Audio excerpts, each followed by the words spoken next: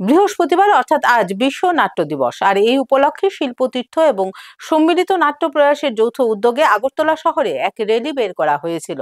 এদিন নাট্যজনদের এই পদযাত্রার মধ্য দিয়ে বিশ্ব শান্তির বার্তা দেওয়া হয়। 27শে মার্চ এই দিনটি নাট্যকলার সঙ্গে যুক্ত ব্যক্তিদের কাছে মহান দিন, কেননা এই দিনটি বিশ্ব নাট্য দিবস উদযাপনের দিন। তাই এদিন পৃথিবীর বিভিন্ন স্থানের পাশাপাশি ত্রিপুরা রাজধানীতেও শিল্পতীর্থ ও সম্মিলিত নাট্য প্রয়াসের যৌথ উদ্যোগে নাট্যজনদের পদযাত্রা অনুষ্ঠিত হয় এবং এই অনুষ্ঠান থেকে শিল্পীরা বিশ্ব শান্তির বার্তা দেন।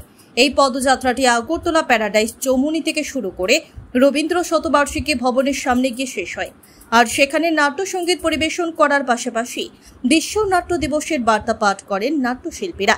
এদিন নাট্যজনদের পথযাত্রা চলাকালীন এই বিষয়ে বিস্তারিত জানান ত্রিপুরা শিল্প তীর্থের সম্পাদক কার্তিক বণিক। 27শে মার্চ আমরা যারা নাট্য কলার সাথে যুক্ত, আমাদের কাছে এই দিনটি অত্যন্ত গর্বের দিন।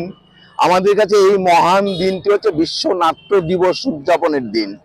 এই দিনে আমরা পৃথিবীর বিভিন্ন রাজ্যে, বিভিন্ন দেশে যেভাবে বিভিন্ন কর্মসূচির মধ্য দিয়ে পালিত হয়, আমাদের রাজ্যেও আমাদের এখানে শিল্পতীর্থ এবং সম্মিলিত নাট্য প্রয়াস, তাছাড়াও আরও কিছু নাট্য দলের সমস্ত নাট্যকর্মী, নাট্যশিল্পী, অভিনেতা, নির্দেশক, নাট্যকার সবাই মিলে আমরা আজকে একটি শোভাযাত্রার মধ্য দিয়ে শুরু করব বিশ্ব নাট্য দিবসের কর্মসূচি।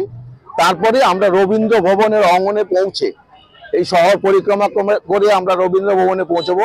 সেখানে আমাদের কাজ থাকবে নাট্য সঙ্গীত পরিবেশন করা হবে। তারপরে বিশ্ব নাট্য দিবস উপলক্ষে ইন্টারন্যাশনাল থিয়েটার ইনস্টিটিউট প্রতি বছর একটি আন্তর্জাতিক বার্তা প্রেরণ করে, সারা পৃথিবীর বিভিন্ন দেশে এই বার্তাটা পাঠ করা হয়। আমরা আমাদের রাজ্যেও এই বার্তাটি পাঠ করব।